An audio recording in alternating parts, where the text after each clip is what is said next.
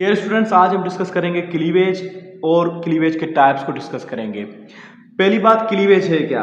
Cleavage जो है biology में इसकी मीनिंग ये है कि जब सेल से जाइगोट बन जाता है, जाइगोट के बाद जब डिविएंट्स होती हैं स्टार्ट, उसको कहते हैं क्लीवेज। वैसे इंग्लिश में जो है इसकी डेफिनेशन जो है डिफरेंट है, थोड़ी जो है अच्छी नहीं है, लेकिन क्लीवेज की नॉर्मली जो है बायोलॉजी में ये क्या है, जाइगोट हमें पता है कि ये स्पर्म जो होता है और दूसरा एग होता है, ये आपस में मिलते हैं तो जाइगोट बन जाता है। अब इस जाइगोट से पूरा ऑर्गेनिज्म बनता है। इस जाइगोट से पूरा ऑर्गेनिज्म बनता है। तो ऑर्गेनिज्म जब बनता है तो ये ऑर्गेनिज्म बनने के लिए, ठीक है, पूरे ऑर्गेनिज्म बनने के लिए जो है कितने सेल्स चाहिए होते हैं? बहुत सारे सेल्स होते हैं, ठीक है, तकरीबन ट्रिलियन सेल्स होते हैं। अब ट्रिलियन सेल्स सिर्फ एक ही जाइगोट से बने हैं, एक ही जाइगोट से बने हैं। पूरा ऑर्गेनिज्म जब बड़ा बनता है या छोटा ही हो, लेकिन उसके अंदर ट्रिलियंस की तादाद में सेल्स होते हैं। तो ये सेल्स आखिर आए कहाँ से? ये एक्चुअली जाइगोट के अंदर डिविएंट्स होती हैं, उसकी वजह से। तो क्लीवेज क्या है? It is the phenomenon of repeated mitotic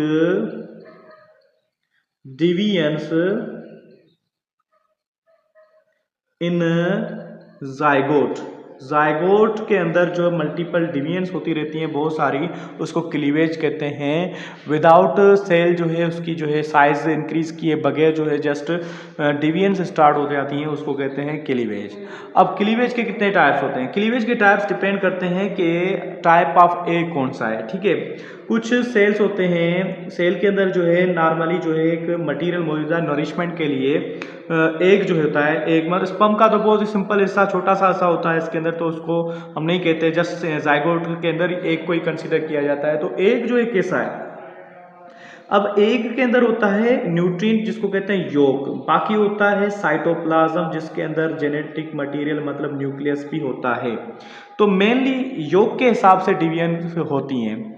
अच्छा, अगर जो है एक सेल है, एग है, जिसके अंदर योक कम है और इवनली डिस्ट्रीब्यूटेड है, ठीक है, योक, तो मतलब उसके अंदर क्या होगा, पूरा जो है सेल डिवाइड करेगा, पूरा सेल डिवाइड करेगा, सिर्फ योक नहीं, सिर्फ जेनेटिक मटेरियल नहीं, न्यूक्लियस नहीं, पूरा डिवाइड करेगा।